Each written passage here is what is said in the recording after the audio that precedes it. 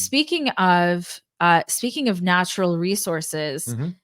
the United States has doubled its uranium imports from none other than sanctioned Russia.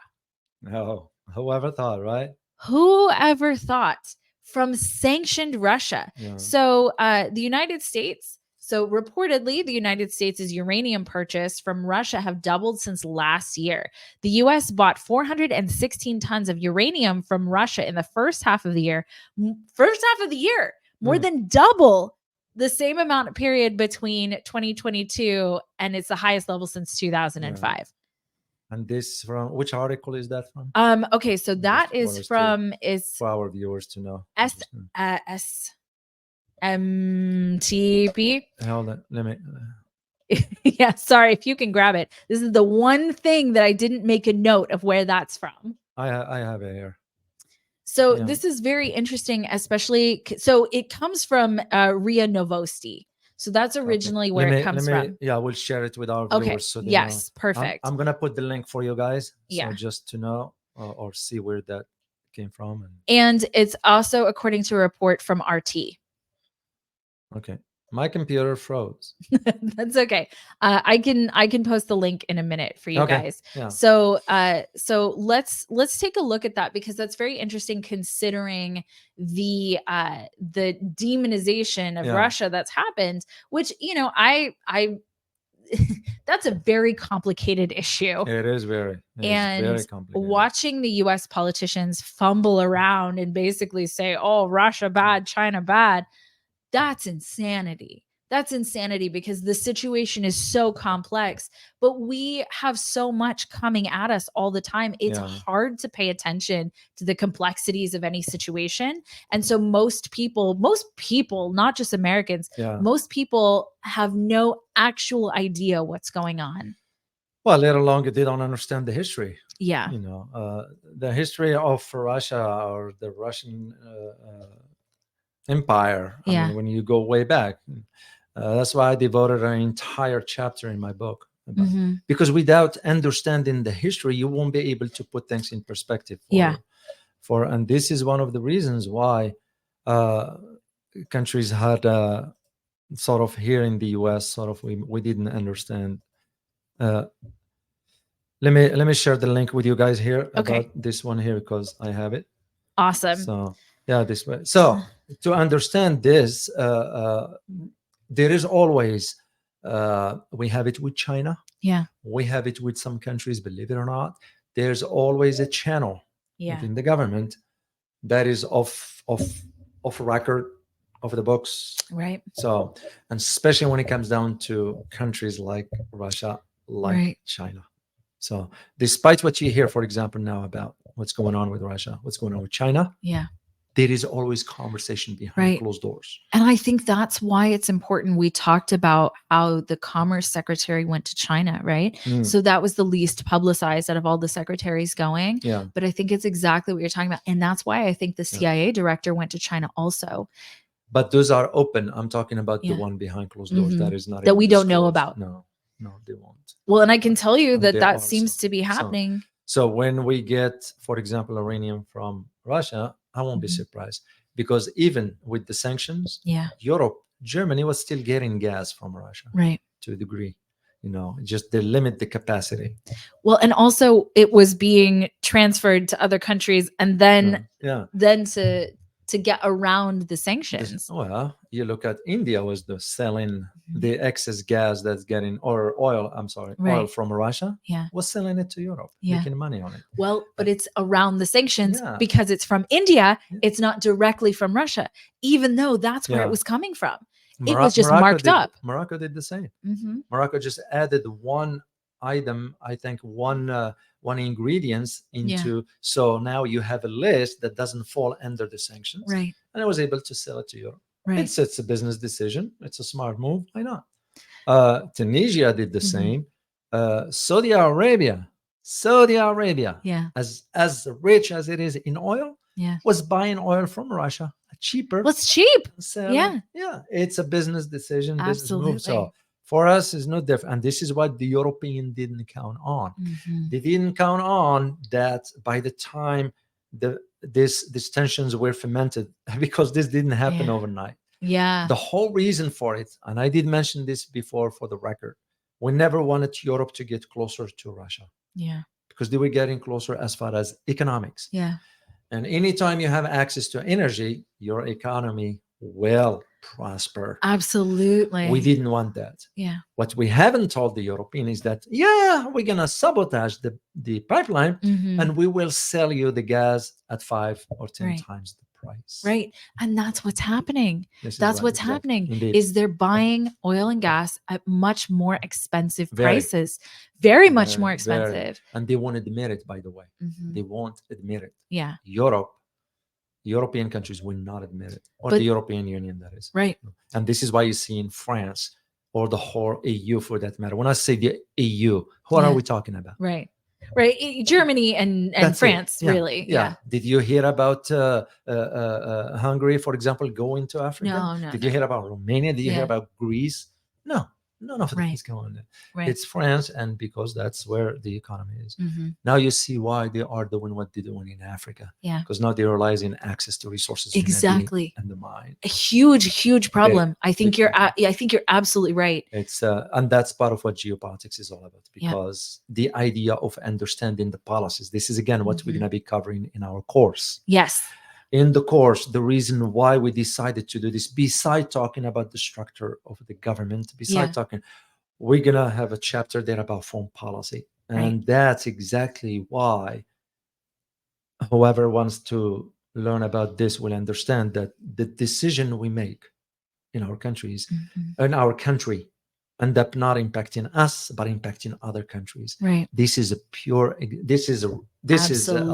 real example for how a policy we embarked on, and the policy was to ferment tensions between Europe and Russia.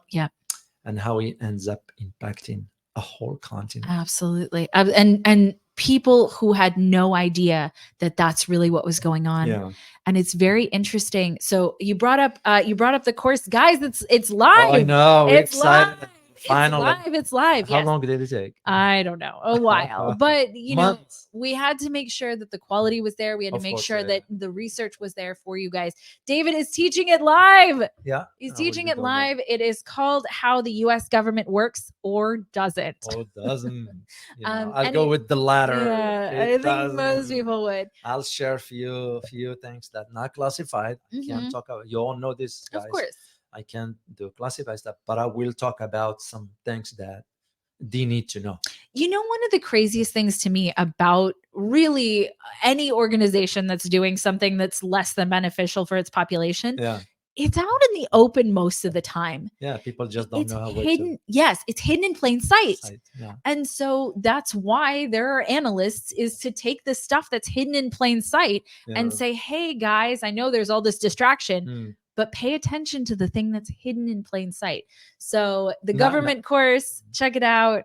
Now you know why I've been attacked. I know. And if you guys want to know more about that, that's another. I won't even bore them with, because it's drama. It's, well, there are always entities, individuals that are gonna like what you're saying because you are talking truth.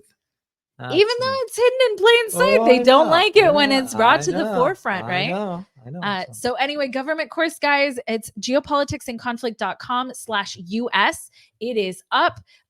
There is a 20% discount for everybody who is signing up from here, and it's GT20. So I'll put that up on the banner in a minute, but the discount code is GT20 for 20% off of the government course. Great. The welcome call is September 12th. It's going to be taught completely live by David. All the modules are up on the site. If you want to check them out, I'm very, very excited about this course, and it's live.